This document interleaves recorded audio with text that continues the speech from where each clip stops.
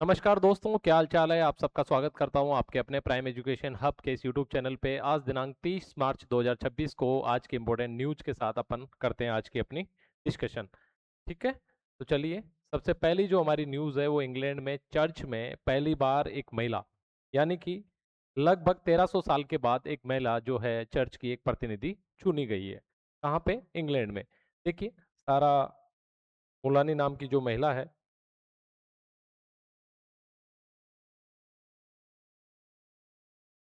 सारा मुलानी, और ये आर्च बिशप ऑफ कैंटबरी जो है एक पद का नाम है बेसिकली, उसकी हेड चुनी गई और लगभग 1400 वर्षों के बाद इस पद पे पहुंचने वाली पहली महिला है। क्यों इंपॉर्टेंट है? देखिए दोस्तों, जो वुमेन एम्पावरमेंट है उसके बारे में हम बात करते हैं, और एक इंटरनेशनल पॉलिटिक्स का, इंटरनेशनल सोसाइटी का एक प्रमुख सेगमेंट है, यानी कि महिलाओं को कोई समाज किस तरह जगह देता है।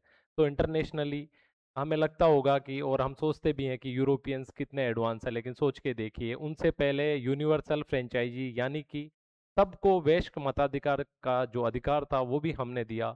और ये आप देखिए कि 1400 साल बाद किसी महिला को ये पद मिल रहा है। ठीक है, 13वीं सदी की जो सेंट ऑगस्टीन चेयर है वो ग्रहण किए इन्होंने, और उसकी जो है ये प्रमुख होंगी। दुनिया भर में ये जो कम्युनिटी है, देखिए, जो ईसाई कम्युनिटी है उसी का एक भाग है एंग लिंकन कम्युनिटी, और लगभग 8.5 करोड़ लोग दुनिया में इसके हैं।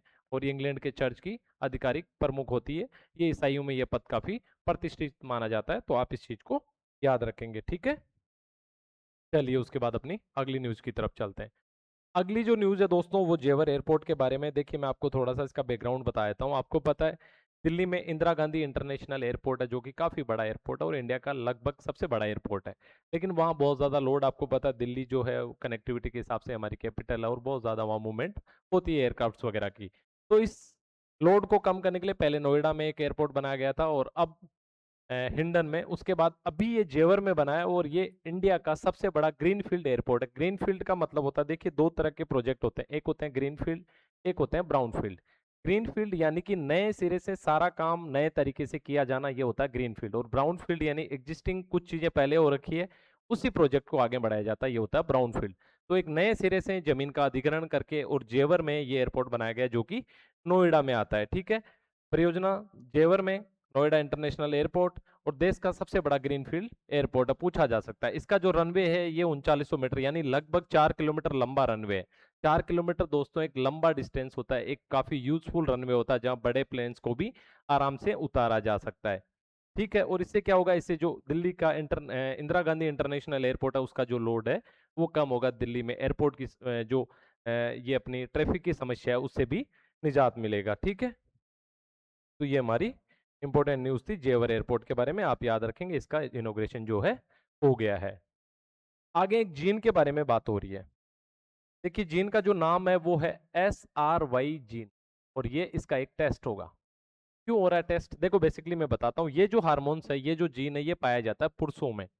ठीक है, तो कई सारी महिलाओं में भी ये हार्मोन्स पाया जा सकता है, या फिर इंडक्ट कर लिया जाता है उनके द्वारा। इससे क्या परफॉर्मेंस बढ़ जाती है। तो आप सोच के देखिए, एक महिला जो नॉर्मल अपनी कैपेसिटीज के साथ में किसी प्रतियोगिता में पार्टिसिपेशन कर रही है, एंड एक अलग महिला जिसने SRY जो हार्मोन्स है, जो जीन है, उसके साथ में अगर वो पार्टिसिपेट कर रही है तो एक अंतर पैदा हो जाएगा।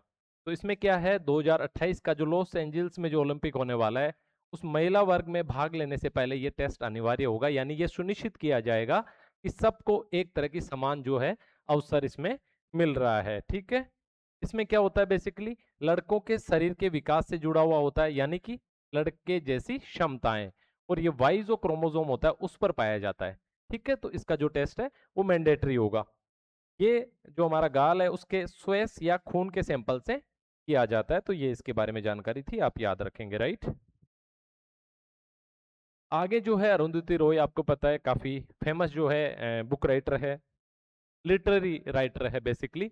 उनको एक अवार्ड, उनकी किताब मदर मेरी कम्स टू मी, मदर मेरी कम्स टू मी, इनकी जो अवार्ड थी, इसको 2025 में क्रिटिक्स यानी आलोचना वाली जो श्रेणी है उसमें अवार्ड दिया गया है।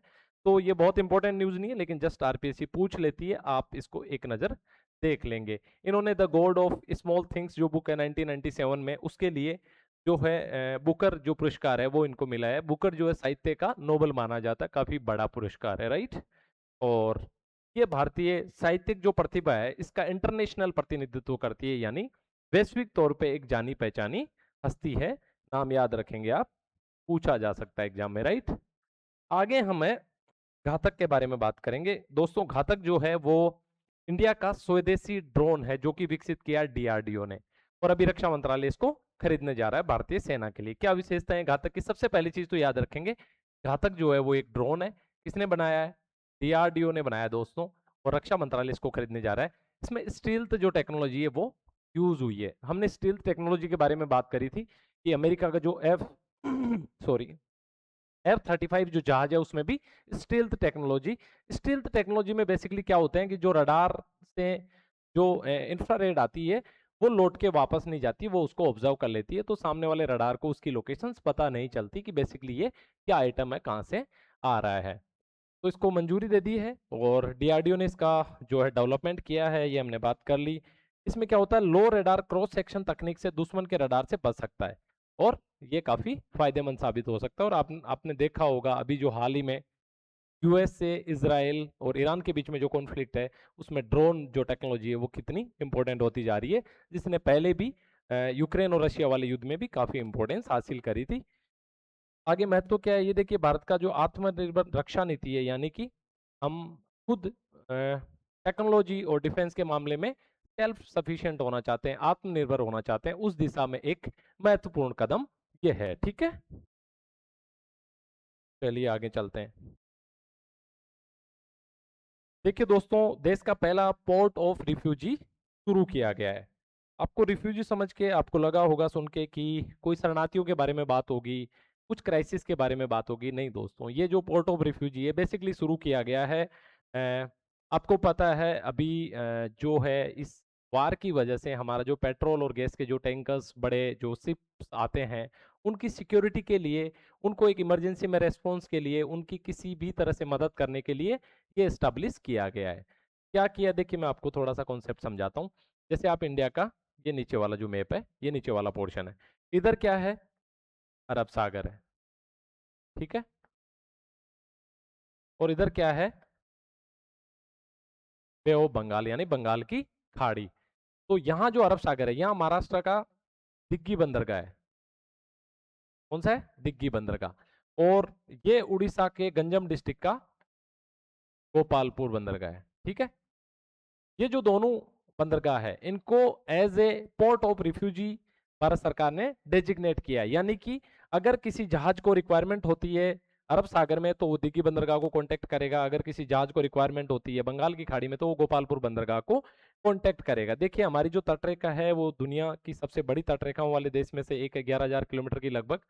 तो ये जो रिक्वायरमेंट है ये काफी हो जाती है। और भारत में इमरजेंसी किसी भी कंडीशन में, देखिए ये कोई मान लो आग लग जाती है, टक्कर हो जाती है, या किसी जहाज में तकनीकी खराबी आती है, तो वहां एक प्रॉपर रेस्पॉन्स मिलेगा जिसके तहत क्या है, उस जहाज को ठीक किया जा सकता है और टाइमली उसकी जो डिलीवरी है वो प्रभावित ना हो। तो ये इसका मुख्य उद्देश्य है, ठीक है।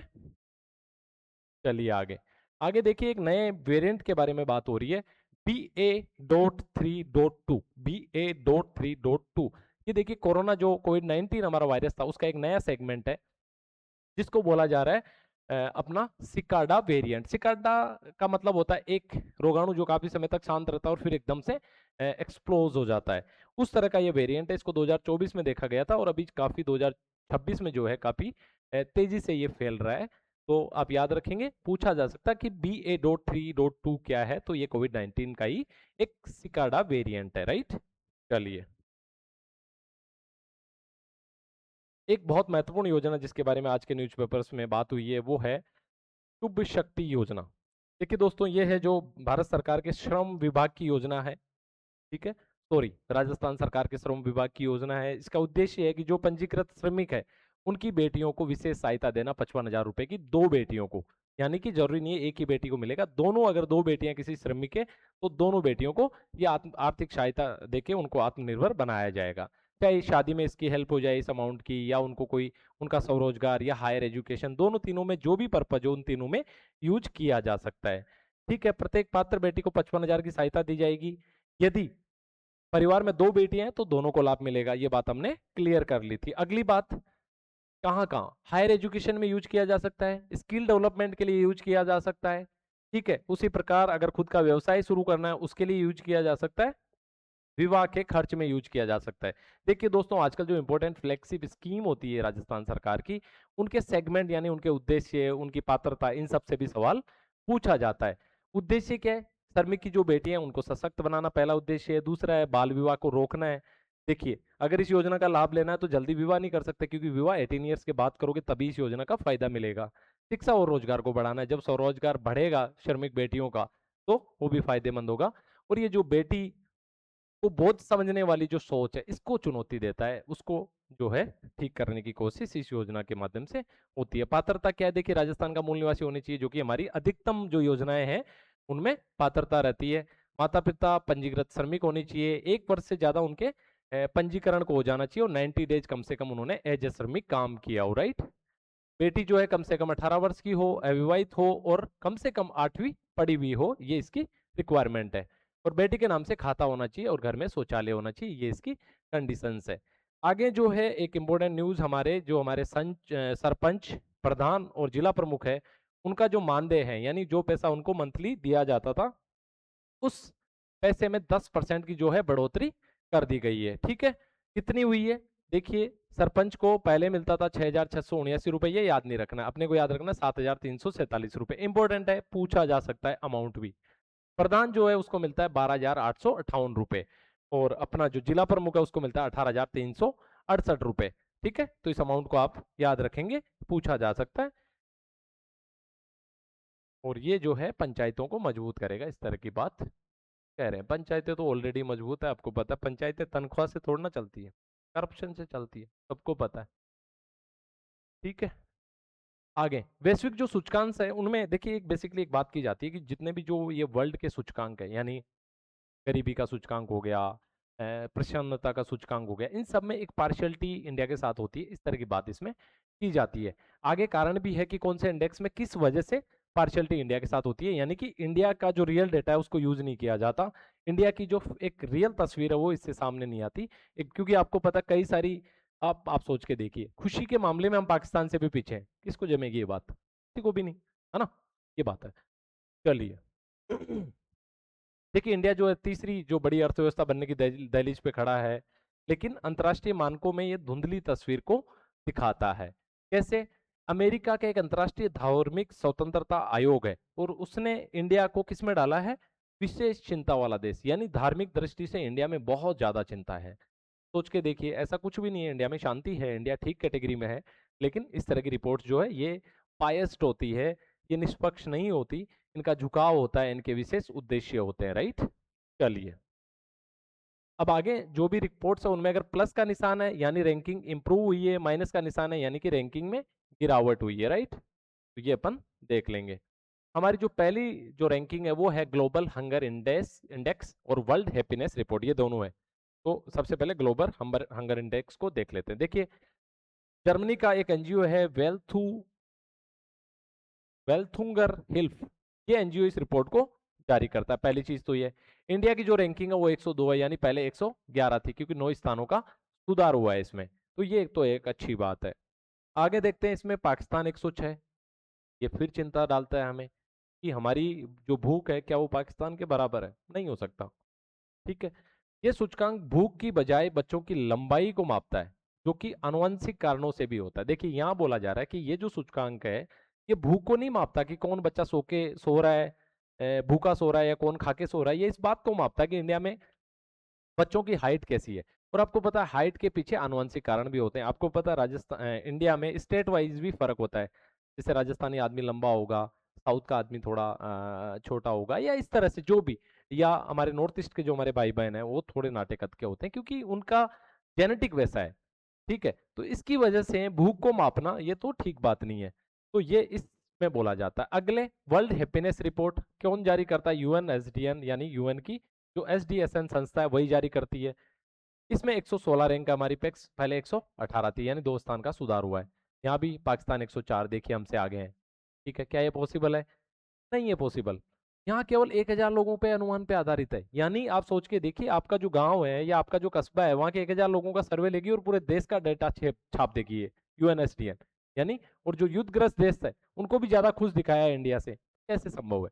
तो ये जो खामियां इन रिपोर्ट्स में है, लेकिन फिर भी हमें तो याद रखना है कि जो ग्लोबल हमारे हंगर इंडेक्स है इसमें रैंकिंग 102 है, और ये जो वेल्थ हुंगर हेल्थ जो एनजीओ है जर्मनी का वो इसको जारी करता है। उसी प्रकार आगे यूएनएसडीएन हैप्पीनेस इंडेक्स को जारी करता है। इसी प्रकार जल्दी से देख लेते हैं, प्रेस स्वतंत्रता जो सूचकांक है वो फ्रांस का एक एनजीओ जारी करता है। यहाँ भी इंडिया की जो रैंकिंग है 151 है, यानी कि यहाँ भी सुधार हुआ है, बट फिर भी प्रश्नावली पे आधारित है, और राजशाही जहाँ पे राजतंत्र है उन देशों को लोकतंत्र से ज्यादा वरीयता इस रिपोर्ट में दी जाती है, तो ये भी एक समस्या है, तो इस तरह की बात की जाती है।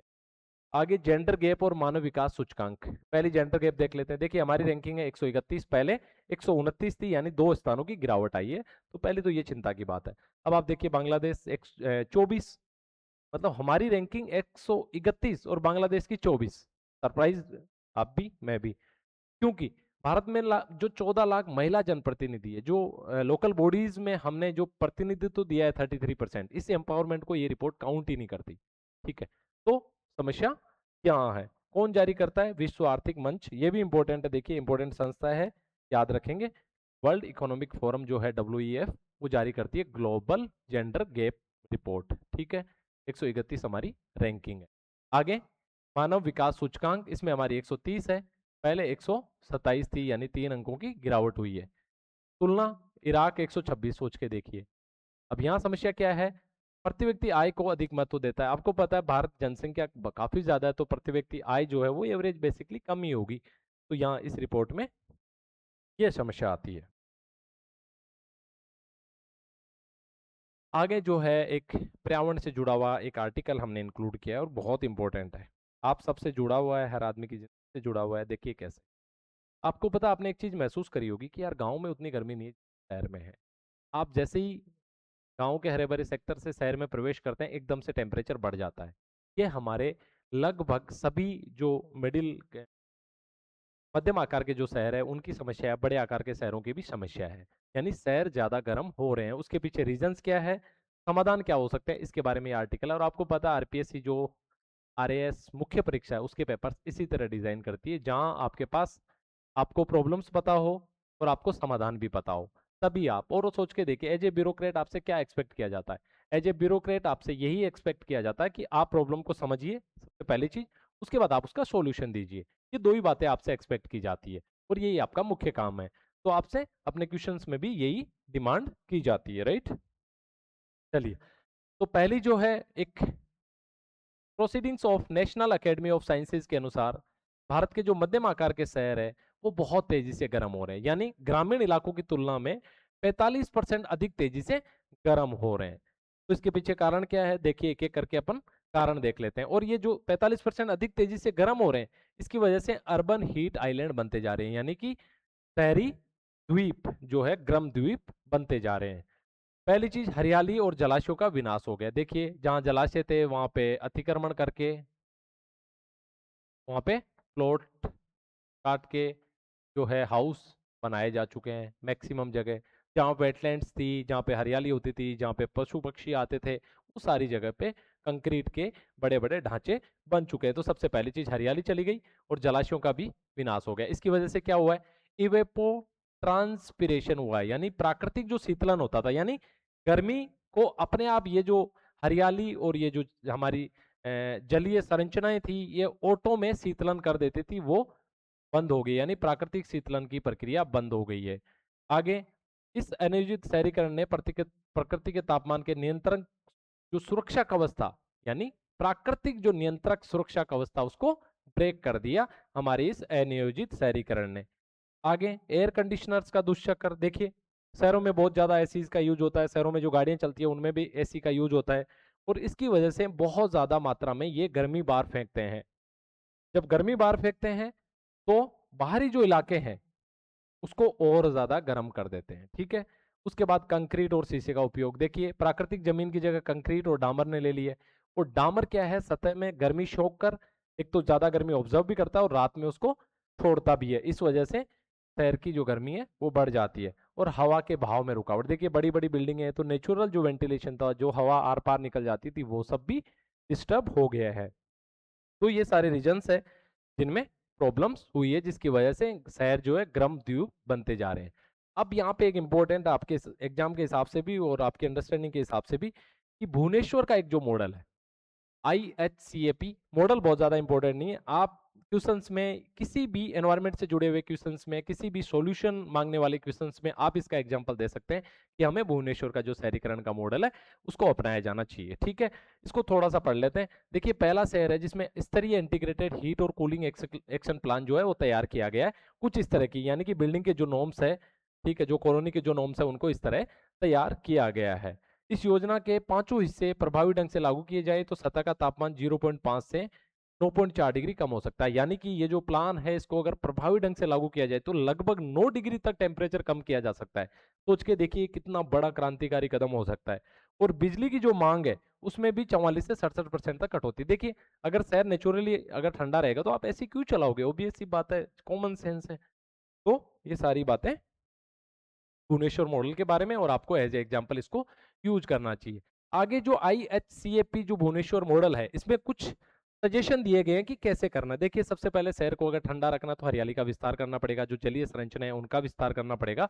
तो पहला जो पॉइंट है वो समस्या से ही निकला है। दूसरा है बिल्डिंग कोड जो है वो सख्त बनाने होंगे, जैसे वो बिल्डिंग थी कि हरियाली का इतना प्रतिशत होना ही चाहिए, ये सारी चीजें आपको लागू करनी चाहिए। सेंट्रलाइज जो कूलिंग सिस्टम है उसको लागू करना चाहिए। सेंट्रलाइज कूलिंग सिस्टम का मतलब हो गया, जैसे ये पूरी बिल्डिंग है अगर कोई मान ले फॉर एग्जांपल, तो हर जगह एसी ना लग के पूरी बिल्डिंग में एक ही एसी सेंट्रलाइज एसी होनी चाहिए। आगे गर्मी से बचाव क्षमता के लिए, यानी जो आश्रय स्थल है, जो बस स्टॉप्स है, वहां पे भी गर्मी से बचाव के उपाय लागू होने चाहिए। और जागरूकता अभियान भी चलाए जाने चाहिए, यानी कि रात के और दिन के टेम्परेचर को जोड़ के लोगों को सूचना दी जानी चाहिए, उनको अवेयरनेस होनी चाहिए। तो ये थी आज की हमारी इंपॉर्टेंट न्यूज। सारा मुलानी जो है उनको एक चर्च की बहुत इंपॉर्टेंट पद पे इंग्लैंड में नियुक्त किया, जो कि 1400 साल बाद हुआ है। जेवर एयरपोर्ट जो है दिल्ली का दूसरा एयरपोर्ट बना है सबसे बड़ा IGI के बाद में, और इंडिया का सबसे बड़ा ग्रीनफील्ड एयरपोर्ट है, जिसका रनवे 3900 मीटर का, यानी लगभग 4 किलोमीटर का।